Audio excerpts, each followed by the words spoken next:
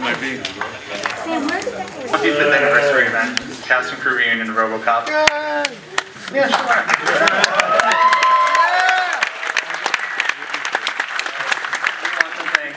Our main sponsor, which is Last Exit to Nowhere.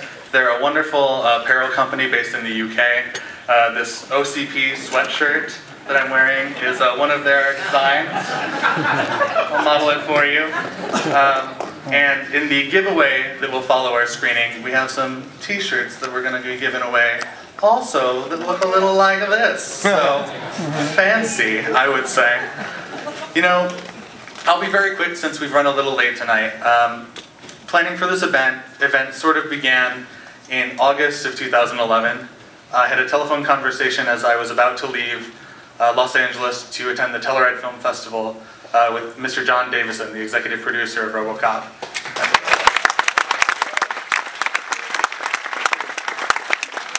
Unfortunately, John couldn't be here tonight because he is on his most wonderful vacation, ironically in Telluride, Colorado. How things come full circle, I might add.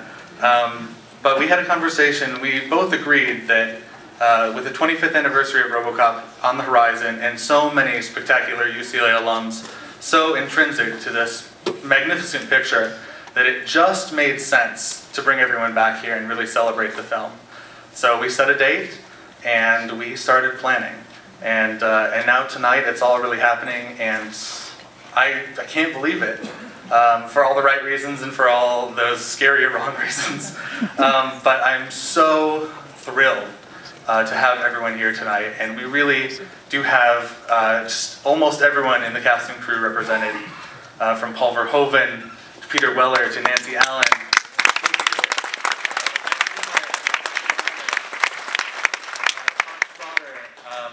The list goes on, and at the very end of our celebration tonight, we will thank all of you, I promise.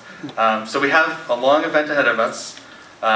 Obviously you are all here to see a wonderful 35mm screening of Robocop. This is John Davison's personal print. It is one of 6 prints known to exist that was struck from the original negative. So it's really a treat tonight, truly.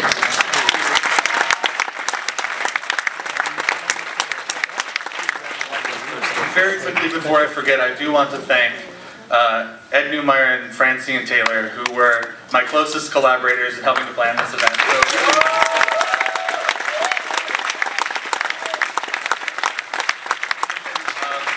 I also do want to thank Cindy Labar, our theater manager, Zari Arashadian, who is our film traffic coordinator here at Melnitz, Jim up in the projection booth, Fred, who is also up there tonight, and the entire James Bridges Theater staff, because they've done it for us all year, really.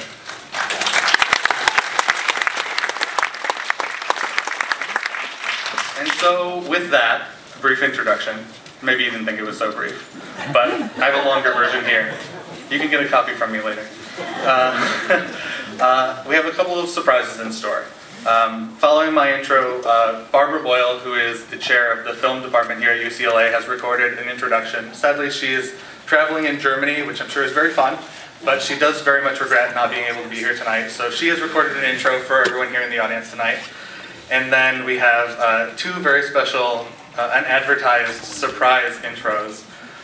One from Mr. Jose Padilla, who is directing the remake of Robocop in 2013, and one from Mr. Moni Yakim, who did the movement choreography with Peter Weller that was so intrinsic and just so important to creating the Robocop character. It really is a form of mime and commedia dell'arte. So, without any further ado, please join me in all silencing our cell phones first.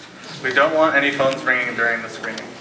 And let's all watch these 3 very quick intros together and enjoy this very special once in a lifetime screening of Robocop.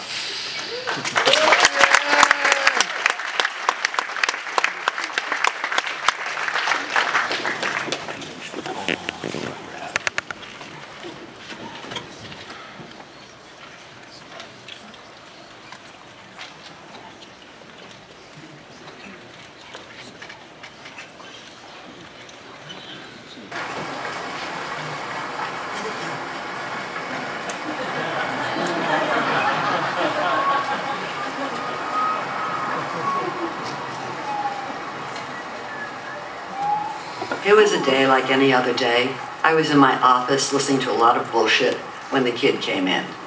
He was a good kid, smart and real polite, from my old neighborhood. First thing he says, he wants me to meet two guys. What for, I say. They have something hot, really hot. They need your help. I say, okay. The guys were big, really big. They gave me a package that was dynamite, hard to handle, filled with problems. My job, get the package to this guy. Now this guy was gorgeous. This guy was trouble. He was not from our neighborhood. In his neighborhood, everyone did what he said. We had dealings before, him and me, and all I can say is it was flesh and blood for me. I tried to talk the kid and his pals out of him, not because he was no good. He was very good at his job, just a killer. But the kid was sure he was right. Please do it for me, the kid said. I told you he was polite. I called the guy. He was mean. He bombarded me with questions. What was my part in this deal? And he refused, until I told him, you owe me one. He said, okay. And a new kind of cop was born, Robocop. I'm sorry I can't be with you tonight. I want to thank a few people, particularly the brilliant writers, Ed Niemeyer and Michael Miner, the extraordinary producer, and my friend, John Davison, all those involved in this film, Phil Tippett, Monty Hellman, and of course, the absolutely gorgeous, and my friend, and extraordinary director, Paul Verhoeven. Enjoy the movie.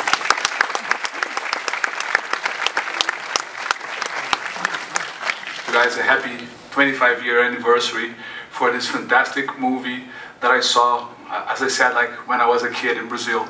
And it blew my mind for its courage and for the fact that it explored a brilliant metaphor. You know, I've been making documentaries and fictional movies about cops in the violent environment of Rio de Janeiro, and every single cop I met has been through a process in which they lose their ability to relate to other human beings in order to be violent. They sort of lose their sensibility. And the metaphor of putting a man inside a machine, the metaphor of a robot cop is brilliant because it encapsulates what happens in the real world with people that have to be violent for a state. In a nutshell, it's fantastically smart. You guys did a genius job with this metaphor, very edgy film, and I just want to say I'll do my best to honor you in the new Robocop. Happy anniversary.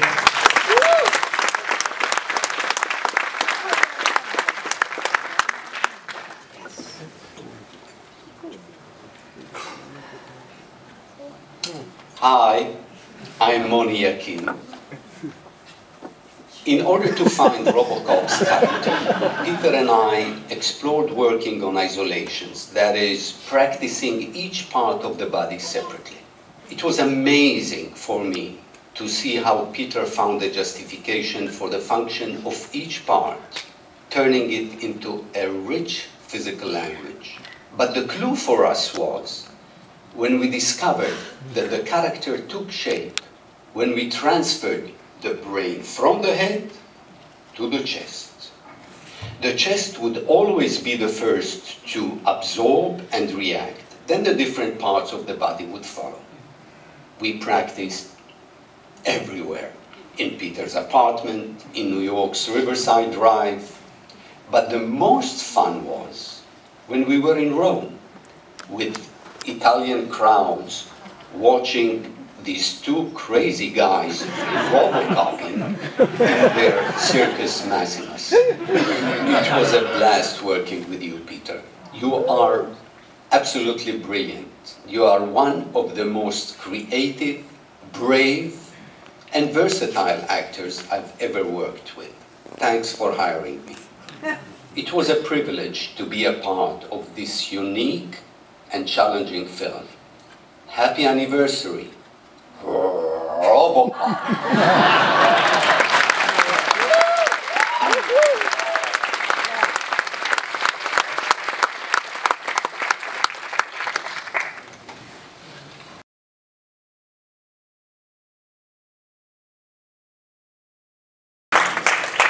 So, wow, right? Wow. So, without any further ado, we have a Q&A, a marvelous Q&A. So So let's please join me in welcoming to the stage, as follows, Phil Tippett.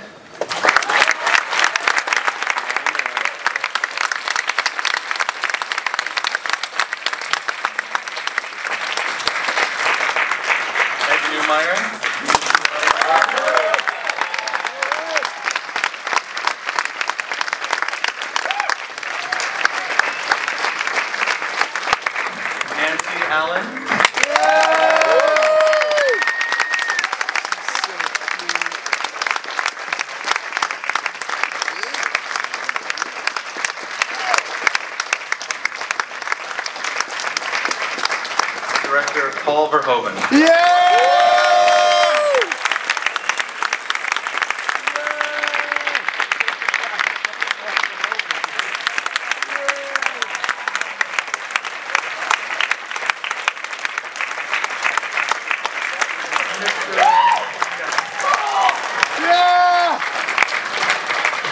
Mr. Robocop himself, and a UCLA PhD candidate in Italian Renaissance art history, Peter Weller.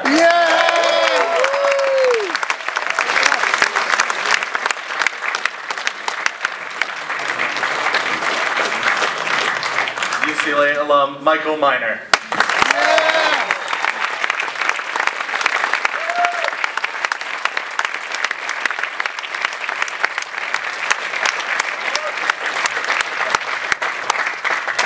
And our moderator for the evening, the legend himself, Mr. Bob Rosen.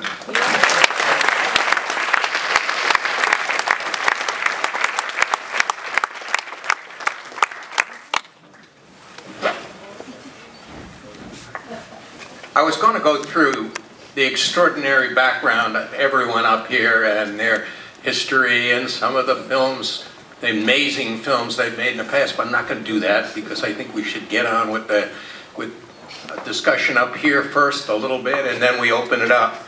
I'd like to know one thing though. Why are the rest of us aging and Ray Wise still looks like he's 28 years old?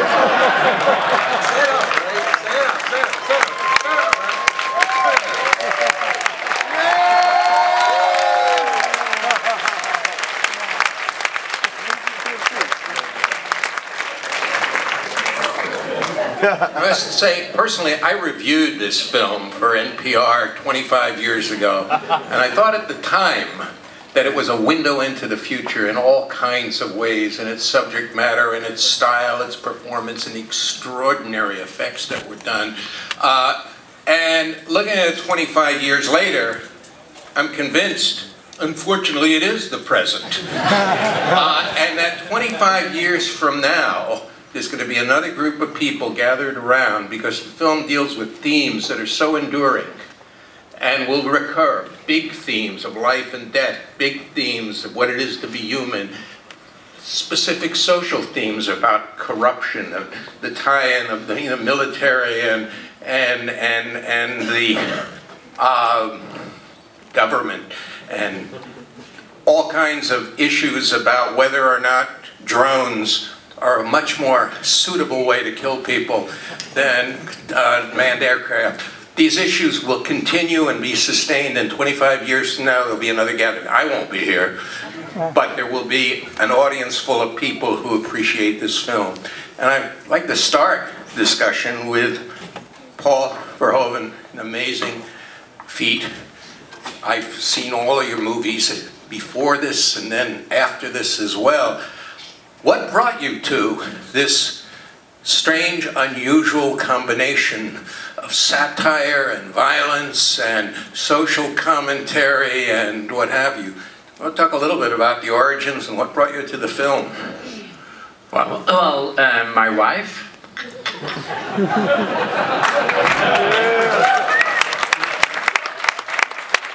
Because I saw the script was terrible.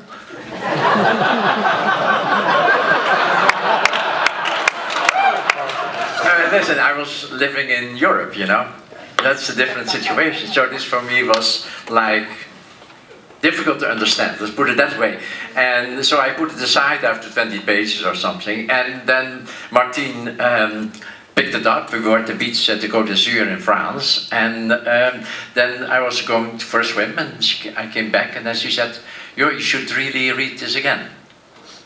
And then you should pay more attention to what you can do with that, and what's there on the page that you haven't seen. And then the second person that has to be acknowledged was Barbara Boyle, because she was at that time at Orion, and she was the one that ultimately convinced me to come over and check it out. And when you came over, you had to put together a team that could capture this very unique feel, this sensibility that's in between a lot of things. A lot of that was coincidence, I think. Yeah. Because I didn't know anybody here, so it was very difficult for me to choose anybody who are in the crew or in the cast. And I was enormously helped by John Davison and Ed Neumeyer, who was always with the production, to tell me exactly what is normal in the United States. Whatever it was, you didn't do that. Okay. And that was it. I'm sorry. Go ahead. And Michael, I have a question. In your discussions with Paul, there's a lot of politics in this film. I know from our past, having worked this room in the past with both of you guys, that you had a left critical perspective, yet this is a movie that's come out and has been often criticized from the left in various ways, and a lot of people on the right have adopted. What did you talk about with Paul about the politics of the film, and what do you think about it right now, both of you? Well, I didn't know anything about the politics, so I just followed what was in the script, really. I had no idea, really, sometimes what it was about, really. I do think that Ed and I were both aware that even then corporations were being treated like people, unfortunately. And Ed actually had a job prior to the writing of it at the Black Tower at Universal, and so his sense of what a boardroom was really, I think he had fantasies about killing all those people.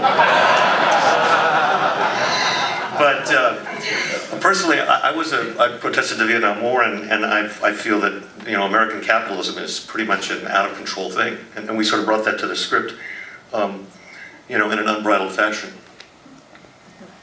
Ed? You're leading me with that. Well, you know, we were always interested in political ideas for this, and I think that everybody's been pretty modest, because we talked a lot about this stuff, and a lot of stuff we didn't have to talk about because we just sort of felt that way. And I think that one of the things I like about this is my friends on the left like it, or sometimes they don't, but my friends on the right like it too. And I think, as they say, good business is where you find it. Male fantasy, action fantasy is equal opportunity. It doesn't matter whether you're a Republican or a Democrat. So, I mean, that's the politics of it. I mean, it is about, you know, the future. I do think that people have equal claims on the future, regardless of political stripe. And I think that's why this movie is interesting to people, because there's still issues here that we're talking about as the digital age comes upon us and machines come upon us. And so that's probably why it's still new, you know.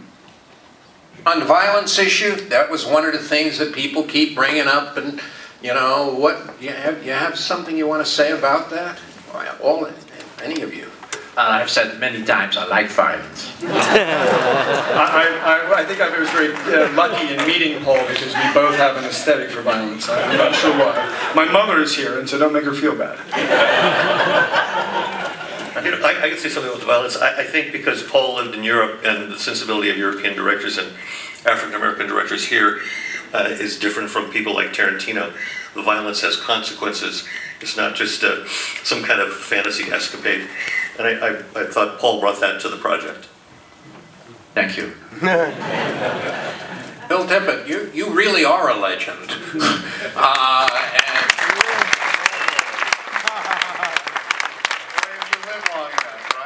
I didn't know what to call you, and whether it's an animator or a, you know, special effects supervisor, but what you are is very clearly a storyteller.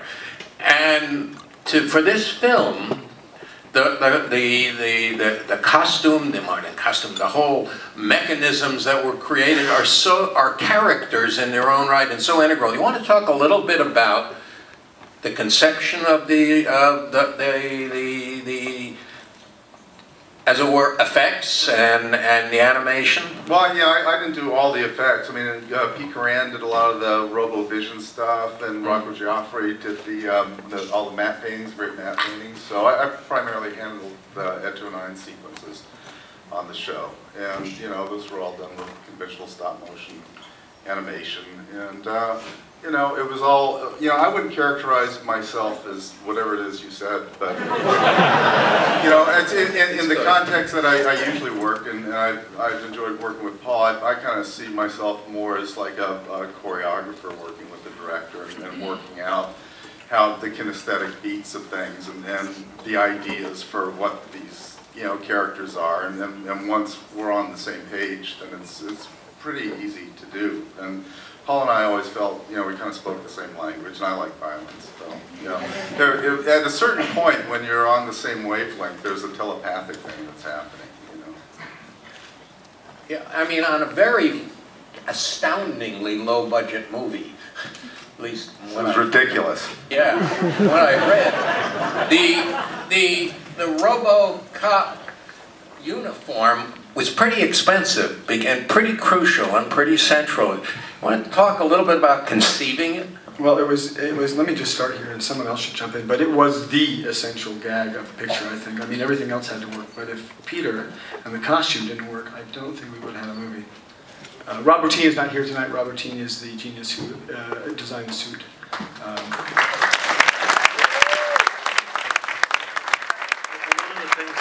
I thought Paul did very well was in introducing Robocop. The first time you see him is on a monitor, then you see him behind frosted glass, then you see him through a fence, and with a very difficult third act face, you first see it in a reflection of a distorted piece of metal. So Paul is not putting it right in your face, he's building an illusion, and I thought that was a tremendous thing that was brought to the project. Well, that came from Rob Bottin too. Yeah. Yeah, he told me when I was working on the costume, he said, if you are going to show Robocop suddenly like that coming out of a room or whatever, you know, and you see him frontal and really without any protection, then I think we will have a problem. And he said to me, you should introduce him step by step. You should introduce a part of him so that the audience gets accustomed to what they're going to see and that they will not be laughing. And so that was the reason that it was done that way, but I have to really acknowledge that the idea came from Rob Bottin. Peter Weller, you had to wear it. You had to be inside it.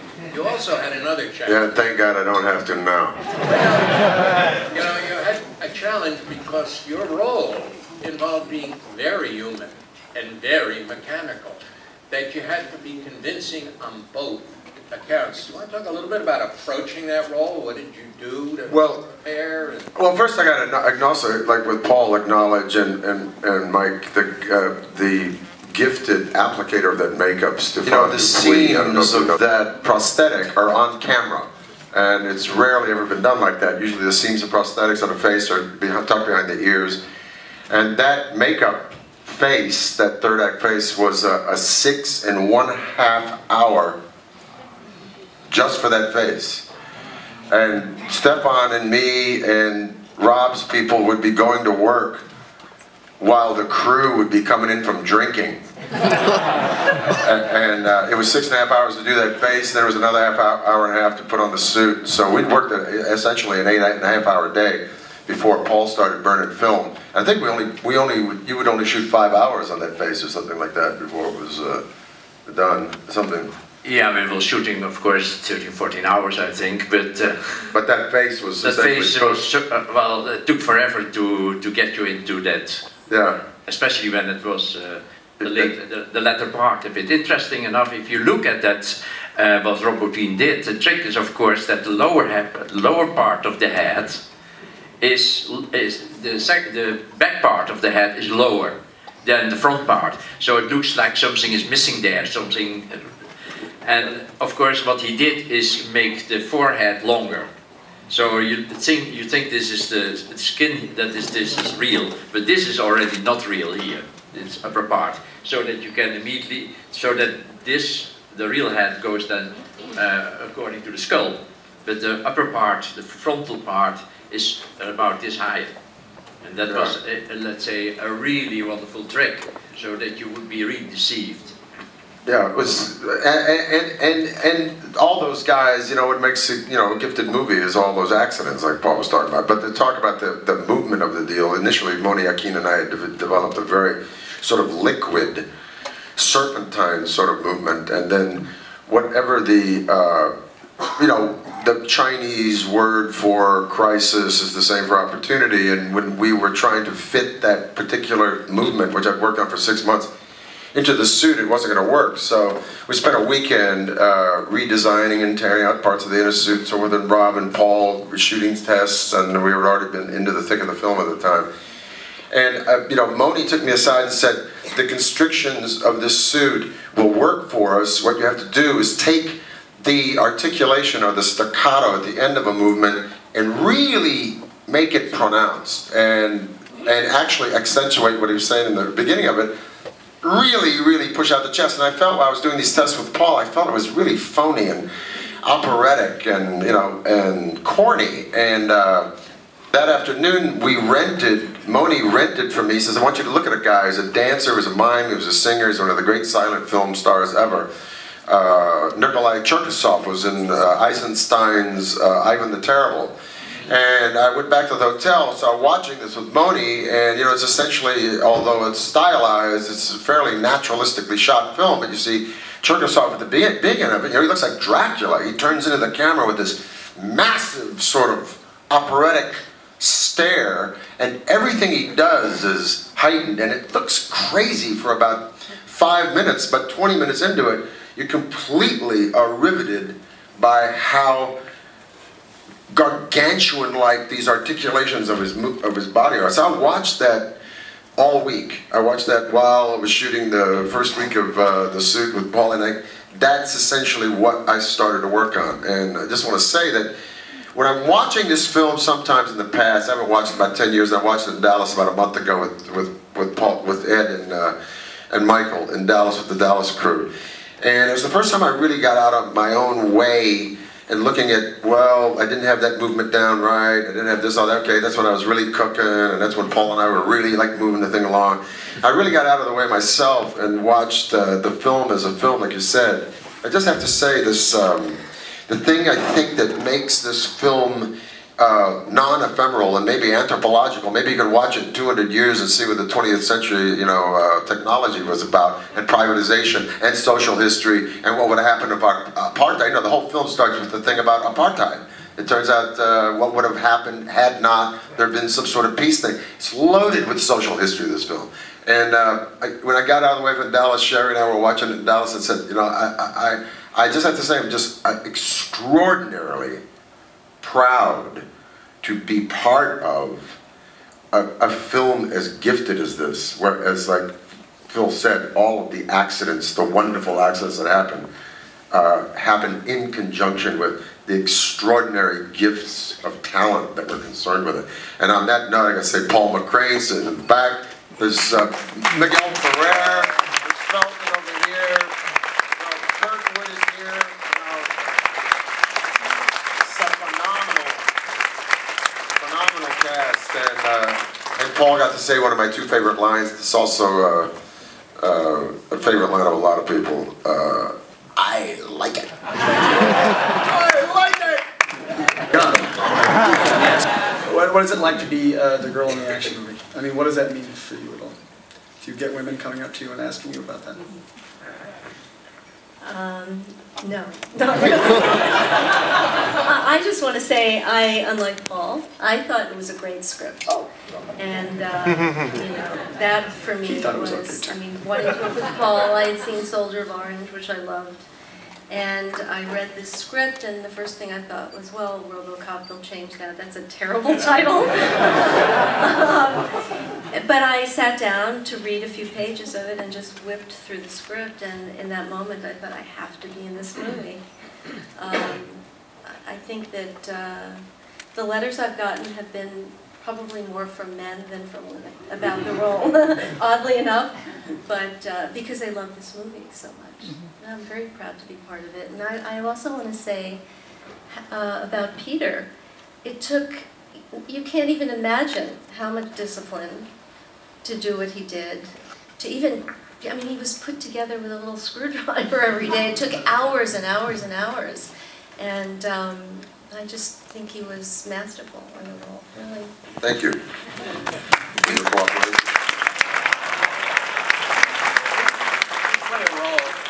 play a role of a very strong-willed woman who knows what she wants and knows how to get it, and is a cop.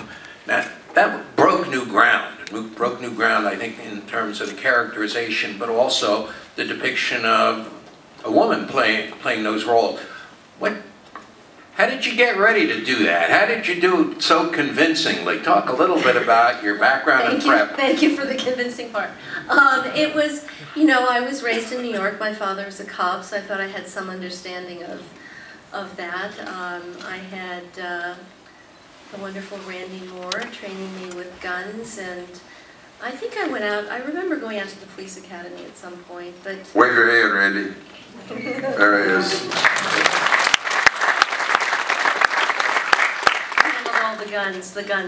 All the guns on the movie. You know, really, I just looked at it in terms of the partnership. That, for me, was the most significant piece for me to look at in the movie.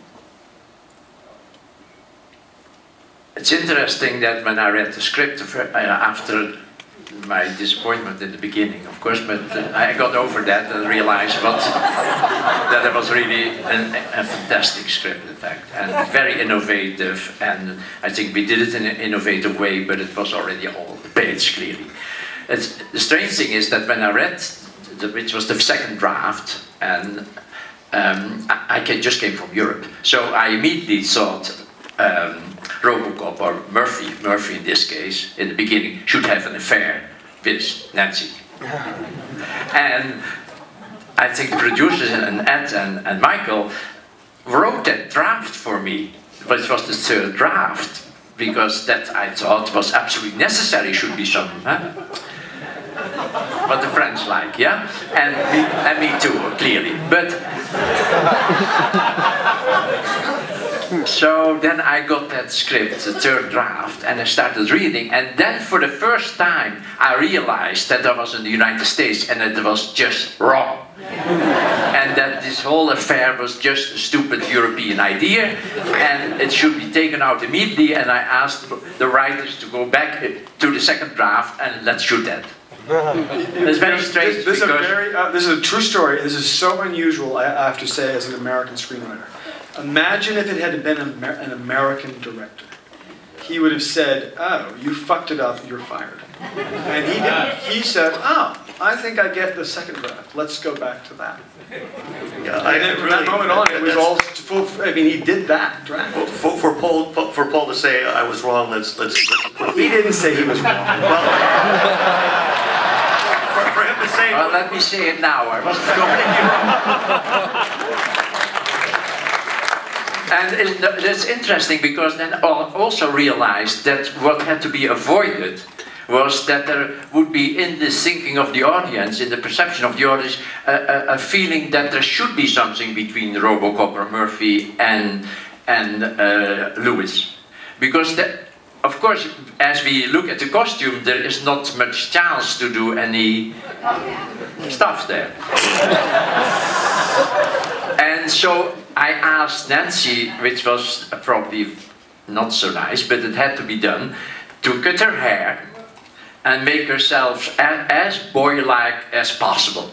Because I wanted to avoid any sexual thinking between Murphy, Robocop, and Lewis. And then I asked her to eat a lot. You might have forgotten that. Smoking. I don't even remember that. Oh, yes, I remember that I gained a lot of weight. Yes, I do. Well, you know, I didn't mind getting my hair cut but 8 times by 4 different people, and the worst haircut in the world. That was not so fabulous. But I thought it was also essential too to be I mean, obviously this would have been silly. So it worked really well. Why don't we open this up a little bit? It's very great. Actually founded Orion on the principles of United Artists, allowing independent-minded filmmakers to do their work and not have it be destroyed in the development process. If Mike Medavoy is still here.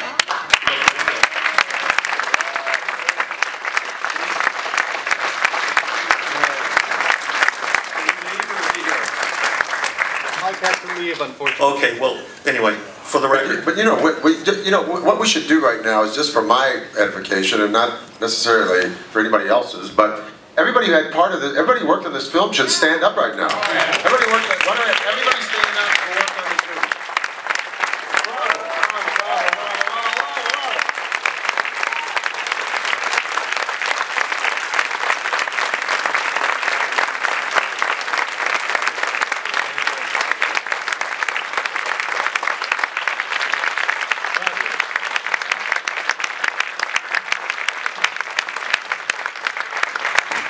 More talent per square foot here than just about anywhere else in town.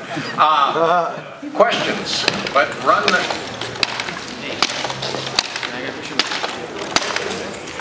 Robo, let me get a picture with you.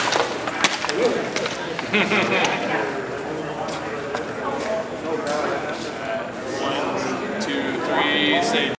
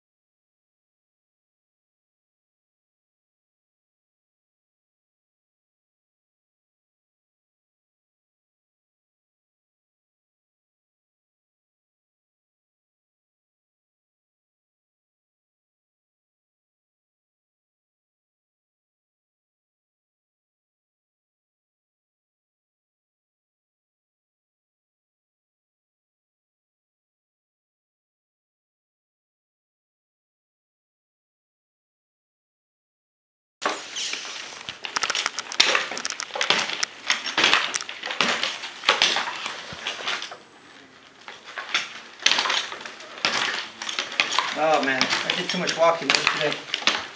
I'm sorry, yeah. I'm older than you, and it's fine.